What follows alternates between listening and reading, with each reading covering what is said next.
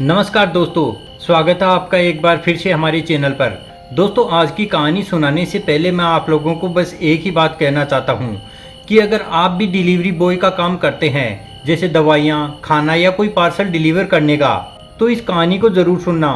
वैसे तो अगर आप डिलीवरी बॉय का काम करते हैं तो आपके पास दिन भर में कई लोगों के फ़ोन आते होंगे, लेकिन क्या हो अगर किसी रात आपके मोबाइल पर आने वाला एक ऑर्डर इंसानों का नहीं बल्कि किसी ऐसी ताकत का हो जो सालों से किसी नई शिकार का इंतजार कर रही हो। इसीलिए लाइट बंद कर दीजिए, हेडफोन लगा लीजिए और तैयार हो जाइए एक ऐसी डरावनी कहानी सुनने के लिए जिसे सुनने के बाद शायद आप भी रात में किसी सुनसान जगह पर डिलीवरी देने जाने से पहले 2 बार जरूर सोचेंगे। तो चलिए कहानी शुरू करते हैं। दोस्तों, दिल्ली शहर में रहने वाला रोहित पिछले 3 साल से एक बड़ी ऑनलाइन डिलीवरी कंपनी में काम करता था। वह मेहनती था, इसलिए कंपनी में उसकी अच्छी पहचान बन चुकी थी। पूरे दिन बाइक पर शहर की गलियों में घूमते हुए दर्जनों पार्सल लोगों तक पहुंचाता और देर रात घर लौटता। उस रात भी सब कुछ बिल्कुल नॉर्मल था। घड़ी में रात के 9:30 बज रहे थे। जब वो कंपनी के वेयर हाउस पहुंचा तो मैनेजर ने कहा कि एक आखिरी पार्सल है जिसको अभी डिलीवर करना है। उसने सोचा कि अगर ये डिलीवरी भी पूरी हो जाएगी तो आज का इंसेंटिव भी मिल जाएगा। बिना सोचे समझे वो पार्सल लेकर बाहर खड़ी अपनी बाइक के पास आकर बैठ गया। लेकिन जैसे ही उसने लोकेशन खोली तो उसके चेहरे की मुस्कान धीरे धीरे गायब होने लगी। एड्रेस शहर से लगभग 20 किलोमीटर दूर का था। नक्शे में वह जगह किसी आबादी से अलग दिखाई दे रही थी। आसपास न तो कोई दुकान थी, न कोई कॉलोनी और न ही कोई मुख्य सड़क। केवल एक पुरानी बिल्डिंग का नाम लिखा हुआ था, शांति अपार्टमेंट, फ्लैट नंबर 307। रोहित ने सोचा कि शायद कोई पुराना अपार्टमेंट होगा जहां कुछ परिवार रहते होंगे। उसने बाइक स्टार्ट की और सुनसान सड़क पर निकल पड़ा। जैसे जैसे वह शहर से दूर जाता गया, सड़क पर वाहनों की संख्या कम होती गई।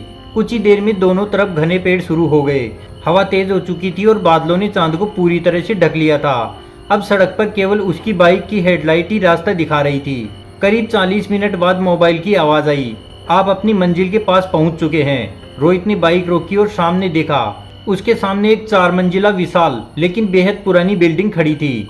दीवारों का प्लास्टर कई जगह से उखड़ चुका था। बालकनियों की रेलिंग पर जंग लगी हुई थी। खिड़कियों के शीशे टूटे हुए थे जो हवा से हिल रहे थे और उनकी टकराने की आवाज भी पूरे सन्नाटे में साफ सुनाई दे रही थी।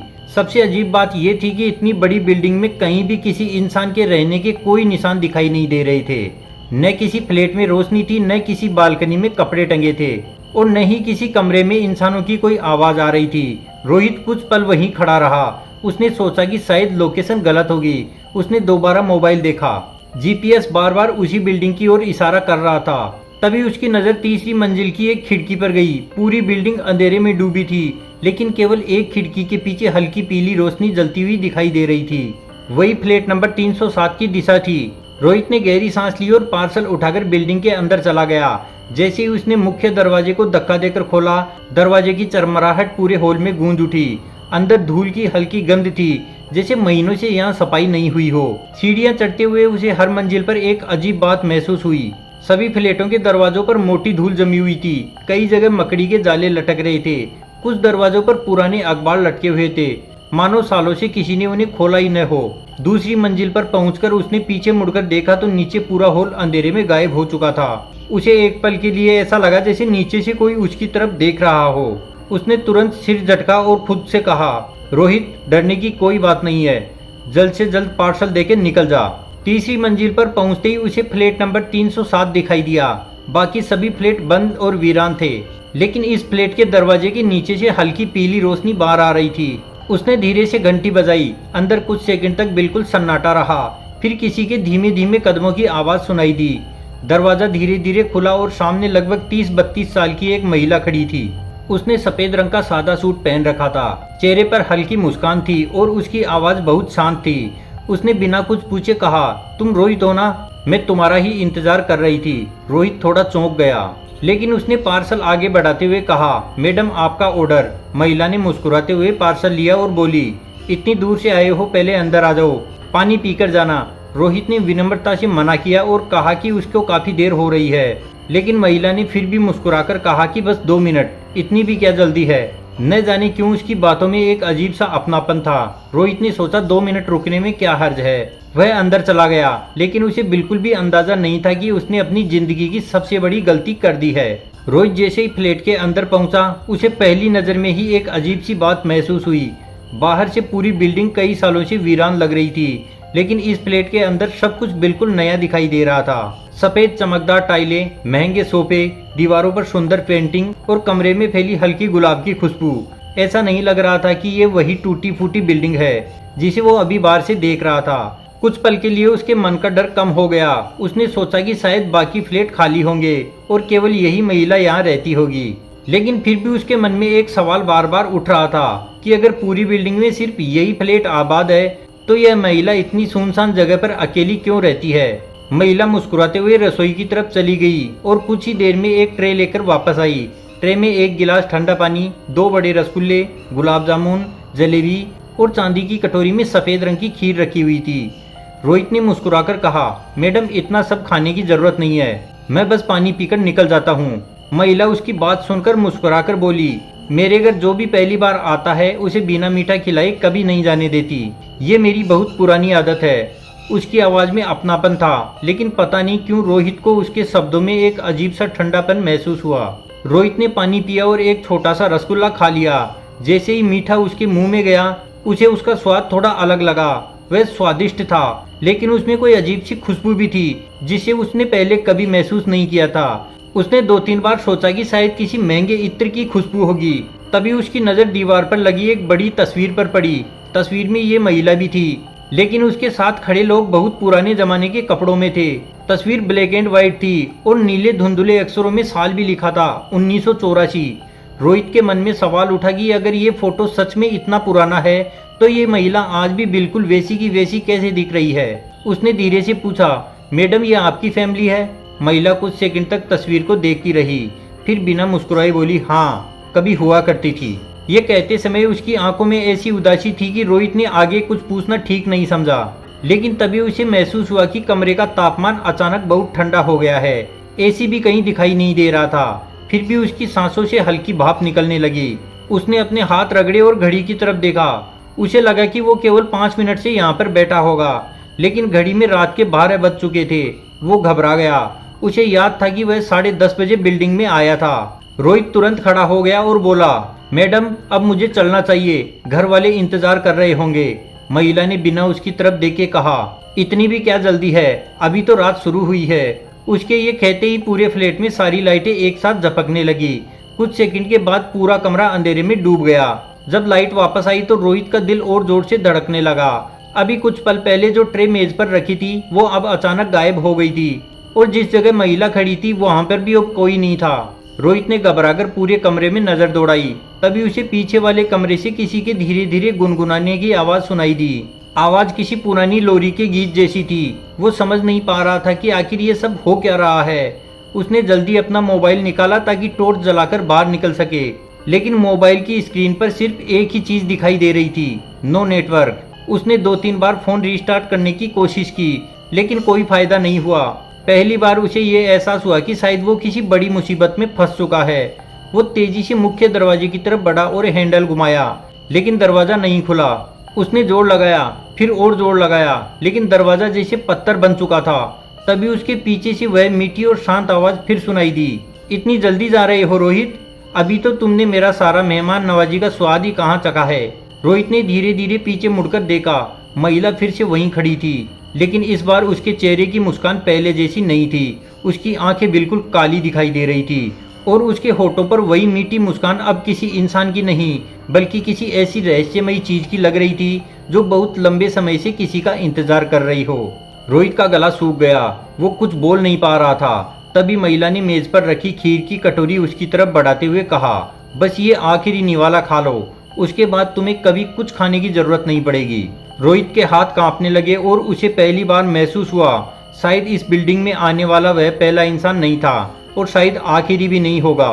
सामने खड़ी महिला अब पहले जैसी बिल्कुल नहीं लग रही थी। उसके चेहरे की मुस्कान वही थी, लेकिन आंखों में इंसानों जैसी कोई भावना नहीं बची थी। ऐसा लग रहा था जैसे वो किसी पुराने राज को छिपाकर बैठी हो। उसने फिर से खीर की कटोरी रोहित की तरफ बढ़ाई और बेहद शांत आवाज में बोली, इसे खा लो रोहित, उसके बाद तुम्हें कभी भूख नहीं लगेगी। रोहित ने बिना कुछ बोले एक कदम पीछे हटा लिया। उसके माथे पर पसीना आ चुका था। उसने पूरी ताकत से दरवाजा खींचा, लेकिन दरवाजा हिला तक नहीं। उसी समय कमरे की सभी लाइटें एक बार फिर से टिमटिमाई और पूरा फ्लैट कुछ सेकंड के लिए अंधेरे में डूब गया। अंधेरा हटते ही महिला वहां नहीं थी। कमरे में फिर वही गुलाब की खुशबू फैल गई, लेकिन इस बार उस खुशबू में किसी पुराने बंद पड़े कमरे की सीलन भी घुली हुई थी। रोहित ने तय कर लिया कि अब एक सेकंड भी यहाँ रुकना ठीक नहीं है। उसने अपने मोबाइल की टॉर्च चालू की और धीरे धीरे कमरे के अंदर आगे बढ़ने लगा। उसे लगा कि शायद पीछे कोई दूसरा रास्ता होगा। ड्राइंग रूम के बाद वहां पर एक लंबा गलियारा था, जिसके दोनों तरफ कई बंद कमरे दिखाई दे रहे थे। दीवारों पर लगी पेंटिंग अब पहले जैसी सुंदर नहीं लग रही थी।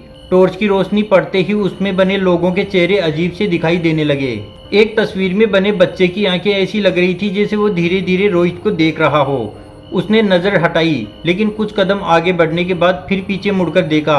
अब उस तस्वीर में उस बच्चे का चेहरा दूसरी दिशा में था। रोहित का दिल जोर जोर से धड़कने लगा। उसने खुद को समझाया कि ये डर की वजह से उसका भ्रम हो सकता है, लेकिन उसके पैर अब पहले जैसे मजबूत नहीं रहे। गलियारे के आखिरी कमरे का दरवाजा थोड़ा खुला हुआ था। जैसे ही रोहित वहां पहुंचा, उसे अंदर से धीमी धीमी फुसफुसाहट की आवाज सुनाई दी। उसने हिम्मत करके दरवाजा थोड़ा और खोला।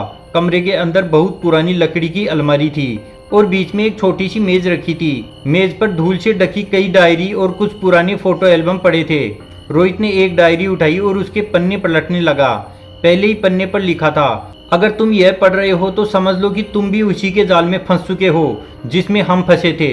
यहाँ से निकलने की कोशिश मत करना, क्योंकि यह घर बाहर से जितना छोटा दिखाई देता है, अंदर से उतना ही अंतहीन है। रोहित की सांसें तेज हो गई। उसने जल्दी जल्दी अगले पन्ने को पलटा। हर पन्ने पर अलग अलग लोगों की लिखावट थी, लेकिन आखिरी लाइन लगभग एक जैसी थी। वह पहले तुम्हें मीठा खिलाएगी, फिर तुम्हें कभी नहीं जाने देगी। रोहित ने कांपते हाथों से एक पुरानी फोटो एल्बम खोला। पहले पन्ने पर एक परिवार की फोटो थी, दूसरे पर एक बुजुर्ग दंपति की, तीसरे पर कॉलेज के कुछ लड़के, चौथे पर एक टैक्सी ड्राइवर, पांचवें पन्ने पर एक कुरियर बॉय था जिसकी यूनिफॉर्म बिल्कुल रोहित जैसी थी। तस्वीर के पीछे तारीख लिखी थी 17 अगस्त 2022। रोहित की आंखें फैल गई। उसे याद आया कि कंपनी में 2 साल पहले एक डिलीवरी बॉय के अचानक लापता होने की चर्चा हुई थी, लेकिन किसी को भी उसका पता नहीं चला था। उसका गला सूख गया। इसका मतलब वो अकेला नहीं था। उससे पहले भी कई लोग इसी फ्लैट में आए थे और फिर कभी वापस नहीं लौटे। तभी अचानक पूरे कमरे में किसी भारी चीज के घिसटने की आवाजें गूंज उठी। रोहित ने घबराकर पीछे देखा। गलियारे के अंधेरे में वही महिला खड़ी थी, लेकिन इस बार उसकी मुस्कान गायब थी। वो बिल्कुल शांत खड़ी थी और धीरे धीरे उसकी परछाई फर्श पर फैलने लगी। रोहित को ऐसे लगा जैसे कमरे की रोशनी उसकी परछाई में समाती जा रही है। महिला ने धीमी आवाज में कहा, तुम बहुत सवाल पूछते हो, बाकी लोग इतने बहादुर नहीं थे। उसकी आवाज अब किसी एक इंसान की नहीं लग रही थी। ऐसा महसूस हो रहा था जैसे कई आवाजें एक साथ बोल रही हो। रोहित बिना कुछ सोचे कमरे से बाहर भागा और गलियारे की ओर दौड़ पड़ा। वह जितनी तेज दौड़ सकता था दौड़ा। उसे लगा कि वह सीढ़ियां सामने होंगी, लेकिन गलियारा खत्म ही नहीं हो रहा था। दीवारें, दरवाजे और खिड़कियां बार बार दोहराई जा रही थी, जैसे वह एक ही जगह गोल गोल घूम रहा हो। कुछ देर बाद वह रुक गया। उसकी सांसें फूल चुकी थी। तभी पीछे से वही मीठी आवाज फिर सुनाई दी, थक गए हो? मैंने कहा था ना, यहाँ आने वाले जल्दी नहीं जाते। रोहित ने पीछे मुड़कर देखा। वह महिला उससे कुछ कदम दूर खड़ी थी, लेकिन अब उसके पैर जमीन को नहीं छू रहे थे। वह बिना चले हवा में तैरते हुए धीरे धीरे उसकी तरफ बढ़ रही थी। रोहित ने आंखें बंद की और पूरी ताकत से सामने वाले दरवाजे को लात मारी। इस बार दरवाजा खुल गया, लेकिन अंदर का दृश्य देखकर उसके पैरों तले से जमीन खिसक गई। कमरे की चारों दीवारों पर सैकड़ों पार्सल रखे हुए थे। कुछ पर धूल जमी थी, कुछ बिल्कुल नए थे। हर पार्सल पर किसी न किसी डिलीवरी कंपनी का स्टिकर लगा था। ऐसा लग रहा था जैसे वर्षों से जो डिलीवरी बॉय यहाँ आए वो वापस नहीं गए। कमरे के बीचों बीच एक मेज रखी थी, जिस पर एक नया पार्सल रखा था। उस पार्सल पर लिखा नाम देखकर रोहित का दिल रुकने जैसा हो गया। प्राप्तकर्ता रोहित शर्मा। उसके हाथ से मोबाइल छूटकर जमीन पर गिर गया। अब उसकी सांसें इतनी तेज चल रही थी कि उसे अपने दिल की धड़कन पूरे कमरे में गूंजती हुई महसूस हो रही थी। उसने कांपते हाथों से पार्सल उठाया। नीचे छोटे अक्षरों में लिखा था, डिलीवरी सफल होने के बाद ही खोलें। उसके माथे पर ठंडा पसीना छलक आया। तभी उसके पीछे वही शांत आवाज आई, हर मेहमान को यहाँ से जाते समय एक तोहफा दिया जाता है, लेकिन अफसोस कोई उसे लेकर बाहर नहीं जा पाता। रोहित ने पूरी ताकत से पार्सल को जमीन पर फेंक दिया। डिब्बा खुला और उसके अंदर से कोई सामान नहीं बल्कि एक पुराना पहचान पत्र गिरा। रोहित ने उसे झुककर उठाया। कार्ड देखकर उसकी आंखें फैल गई। वह किसी डिलीवरी बॉय का आईडी कार्ड था जिसकी तस्वीर उसने कुछ देर पहले पुराने एल्बम में देखी थी। उसके पीछे पेंसिल से सिर्फ एक लाइन लिखी हुई थी, अगर बचना चाहते हो तो उस पर भरोसा मत करना, सूरज निकलने तक टिके रहना। रोहित ने कार्ड को कसकर पकड़ लिया। उसे पहली बार लगा कि शायद अब भी उम्मीद बाकी है, लेकिन अगले ही पल पूरे फ्लैट में जोर से हवा चलने लगी और कमरे के सारे दरवाजे अपने आप बंद हो गए। दीवार पर लगी घड़ी की सुई उल्टी दिशा में घूमने लगी और पूरे घर में वही धीमी हंसी गूंज रही थी जो अब तक कई बार उसके कानों में पड़ चुकी थी। महिला धीरे धीरे उसके सामने आके खड़ी हो गई। इस बार उसका चेहरा बिल्कुल शांत था, लेकिन उसकी आंखों में एक अजीब सी उदासी थी। उसने धीमे स्वर में कहा, तुम सोच रहे हो मैं राक्षस हूँ? नहीं, मैं भी कभी इंसान थी। कई साल पहले मैं भी इसी बिल्डिंग में रहती थी। एक रात मुझे किसी ने मीठा खिलाकर धोखा दिया। उस रात के बाद मैं इस जगह से कभी बाहर नहीं जा सकी। अब यह बिल्डिंग किसी को जाने नहीं देती। जो यहाँ आता है वह इस सन्नाटे का हिस्सा बन जाता है। उसकी आवाज में पहली बार दर्द था। ऐसा लग रहा था जैसे वो खुद भी इस जगह की कैदी हो। रोहित समझ गया कि असली डर सिर्फ वह महिला नहीं बल्कि ये पूरी बिल्डिंग है जिसने न जाने कितने लोगों को अपने भीतर कैद कर रखा है। रोहित ने धीरे धीरे पीछे हटते हुए खिड़की की तरफ देखा।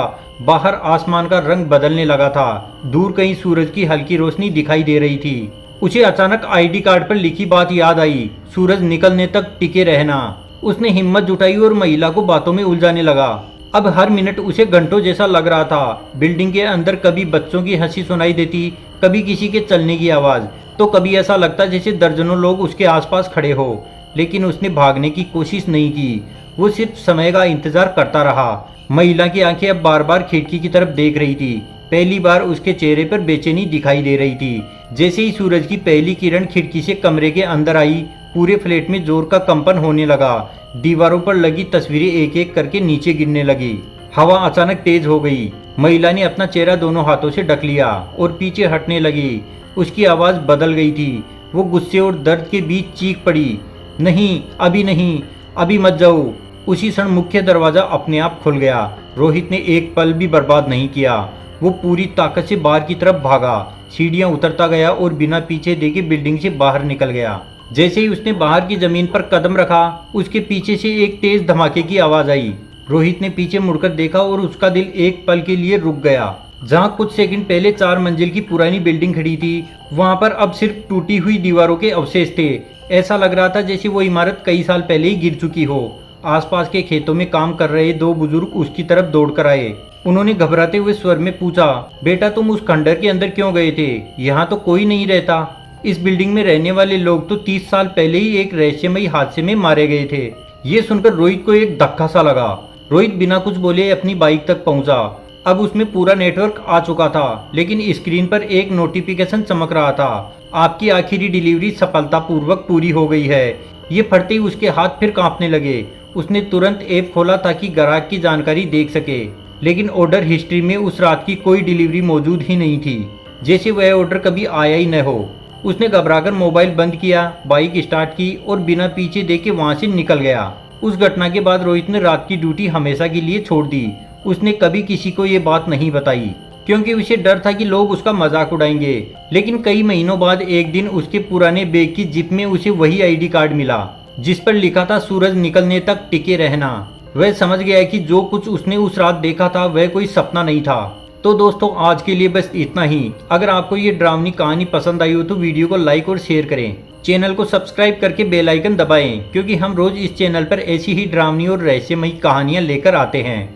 मिलते हैं अगली एक और ज़्यादा डरावनी कहानी के साथ। तब तक अपना और अपने परिवार का ख्याल रखिए, क्योंकि कौन जाने अगली घंटी आपके दरवाजे पर किसकी हो।